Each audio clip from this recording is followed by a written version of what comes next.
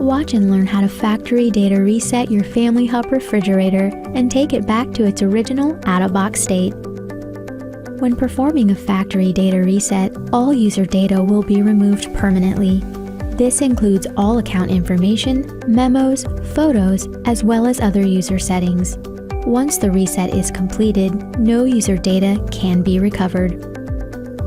To begin, from the home screen, swipe to the left, then tap Settings.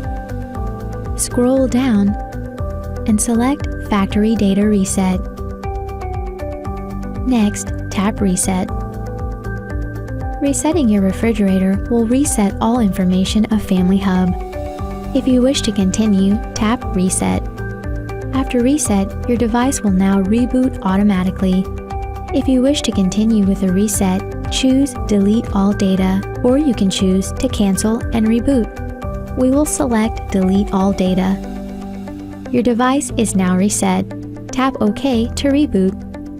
Family Hub will now return to its original out-of-box state.